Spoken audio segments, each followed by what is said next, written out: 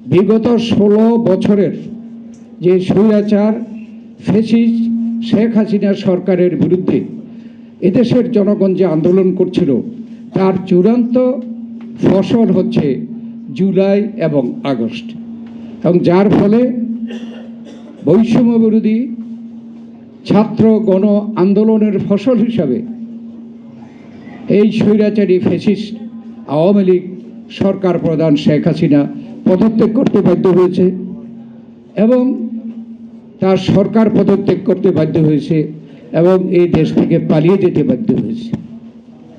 এটা কিসের ফসল? গত 16 বছরের আন্দোলনের ফসল। এই সরকার ক্ষমতায় এসে জনগণকে আশ্বস্ত করলো যে জনগণকে অতি দ্রুত তাদের অধিকার ফিরিয়ে দেবে।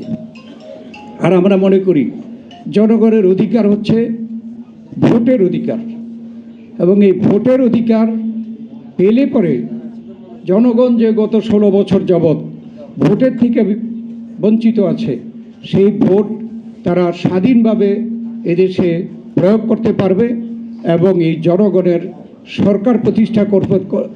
প্রথম হলেও জনগণের সংসদ প্রতিষ্ঠা করতে পারবে, তার মাধ্যমে সরকার প্রতিষ্ঠা করতে পারবে।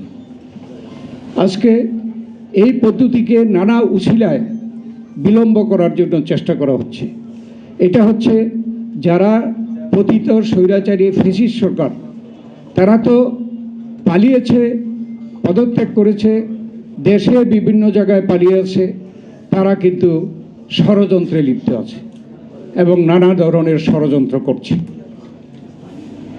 সেই জন্য আমরা বলতে চাই, এই সরকার দায়িত্ব গ্রহণ করার পর থেকে বিএনপি বলেছি যে অতি দ্রুত জাতীয় সংসদ নির্বাচনের তারিখ 3 তারিখ ঘোষণা করে আপনারা নির্বাচন ঘোষণা করেন।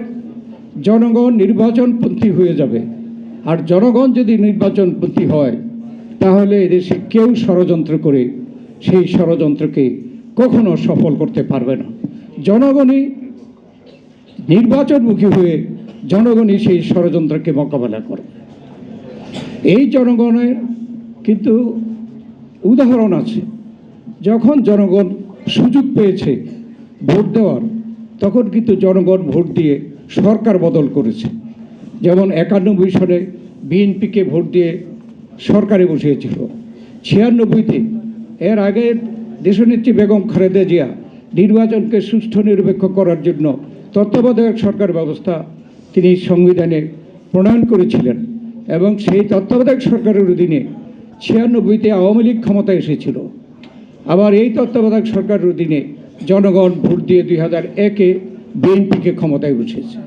তাইলে কি প্রমাণ হয়? জনগণ সুযোগ পেলে ভোট দিয়ে তারা সরকার পরিবর্তন করতে পারে। আবার এই জনগণ কি দেখিয়েছে যে যারা ভোট দেওয়া থেকে বিরত রাখতে চায়, বাধা দিতে চায়, ষড়যন্ত্র করতে চায়, তাদের বিরুদ্ধেও কিন্তু এদেশের ছাত্র জনতা সংগ্রামের মাধ্যমে তাদেরকে উৎখাত করেছে।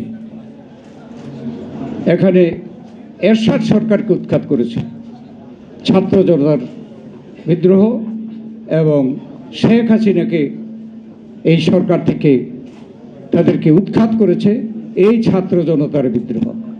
অতএব এই জনগণ প্রমাণ করেছে যে জনগণ পারে, আর যে দেশের জনগণ পারে এই বিষয়কে নিয়ে যারা লুকাচুরি করেন বা ষড়যন্ত্র করেন, এই ষড়যন্ত্র এখানে টিকবে না।